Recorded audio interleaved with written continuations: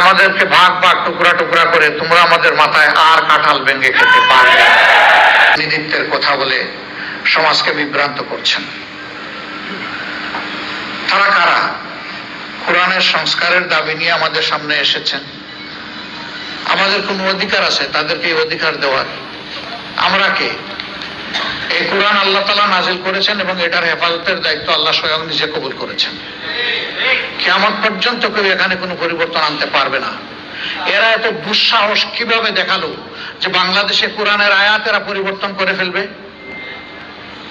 হ্যাঁ, নিশ্চয়ই তাদের পিছনের কোন শক্তি তাদেরকে উস্কানি দিচ্ছে। কেন এই মুহূর্তে উস্কানিটা কেন? এই সরকারের তো এটা এজেন্ডা হওয়ার কথা না। আরো বহু গুরুত্বপূর্ণ বিষয় রয়ে গেছে, ওগুলা বাদ দিয়ে ওগুলা নিয়ে কোনো কুল কিনারা নাই। হঠাৎ করে এটা সামনে নিয়ে আসা কেন?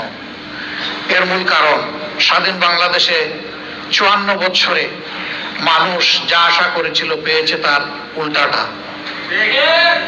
এই সমাজকে বিভিন্নভাবে কুড়ে কুড়ে ধ্বংস করা হয়েছে। এখন এদেশের দিনদার ইমানদার যে শক্তিটা জেগে উঠেছে তাকে নিয়ে মানুষ নতুন ভাবে স্বপ্ন দেখা শুরু করেছে। এই জায়গায় ইসলামের শক্তির মুখোমুখি আরেকটা শক্তিকে দাঁড় করিয়ে দেওয়া হচ্ছে, জনগণের দৃষ্টিকে ভিন্ন দিকে প্রবাহিত করার জন্য, নিয়ে যাওয়ার জন্য। অতীতের সকল চক্রান্ত এদেশের মুসলমানরা ঐক্যবদ্ধভাবে প্রতিহত করেছেন। ইনশাআল্লাহ এই চক্রান্ত টিকবে না, এটাও ভেসে যাবে ইনশাআল্লাহ। এরা শুধু আল্লাহ তাআলার কোরআন বিরোধী প্রস্তাবনা নিয়ে আসে না, এরা নিজেরা স্ববিরোধীও বটে। একদিকে তাদের ভাষায় তারা নারী পুরুষের সমান অধিকার চায়, আবার তারা বলতেছে সব জায়গায় এত% কোটা নির্ধারণ করতে হবে। তো এটা তো স্ববিরোধী হয়ে গেল না? অধিকার যদি সমান হয় কোটার প্রশ্ন আসবে কেন? যার যার যোগ্যতা প্রমাণ করে নিজ জায়গায় চলে যাও, তাইলে তো কোটার দরকার নাই। কোটা দেওয়া হয় পিছিয়ে পড়া বংশকে তাদেরকে সুযোগ দেওয়ার জন্য। নারীরা এই দেশে পিছিয়ে পড়ে নাই। নারীরা আমাদের মা, আমাদের বোন, আমাদের কন্যা, আমাদের ইজ্জত এবং সম্মানের প্রতীক। এরা তার সব কিছু তছনছ করে দিতে চায়। পরিবারে পরিবারে এরা দাঙ্গা লাগাতে চায়। এখানে প্রস্তাবনায় ম্যারিটাল রেপ বলে একটা কথা এসেছে।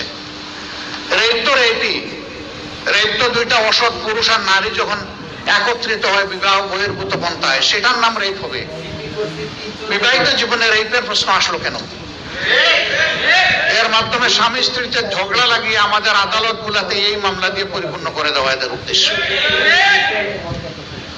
এরা সমাজের বিপর্যয়ের জন্য এই প্রস্তাবনাগুলো এনেছে। এই জন্য আবারও বলি, A to Z আমরা এই কমিশনই মানি না। কিসের ওদের আবার রিপোর্ট? কমিশন থাকলে রিপোর্ট হবে। যদি এই সংক্রান্ত নারীদের অধিকারের কোনো জায়গায় যদি ক্ষুণ্ণ হয়ে থাকে, সেটাকে যদি আবার সামনে আনতে হয়, তাহলে অবশ্যই এদেশের বেশিরভাগ মানুষের ঈমান, আকীদা, তাহজিব, তামাদ্দুনের উপরে যারা বিশ্বাস রাখেন তাদেরকে বাদ দিয়ে নয়, তাদেরকে প্রাধান্য দিয়েই কমিশন গঠন করতে হবে।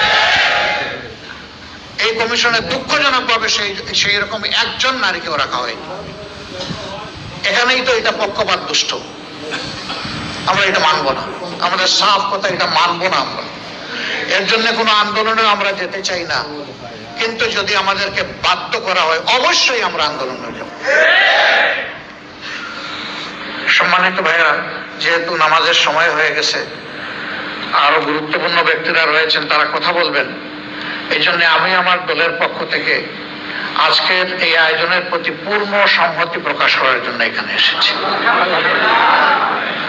ইনশাআল্লাহ আমরা হাতে হাত ধরে দিন এবং সমাজের সকল কল্যাণকর কাজ একসাথে করবো ইনশাআল্লাহ।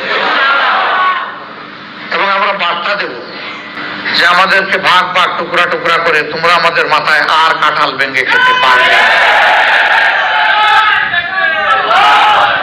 আল্লাহ তাআলা আমাদেরকে তৌফিক দান করুন।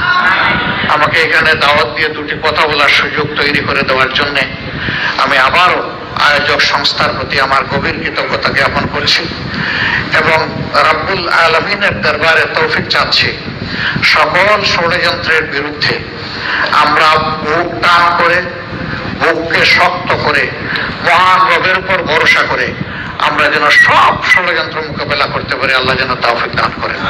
ইনশাআল্লাহ আগামীর বাংলাদেশ হবে ইনসাফের বাংলাদেশ, যার উত্থান দেখানোর জন্য আজকে এই সুর সুরে দেওয়া হচ্ছে সেই কোরআনের বাংলাদেশ। সবাইকে ধন্যবাদ। আসসালামু আলাইকুম ওয়া রাহমাতুল্লাহ।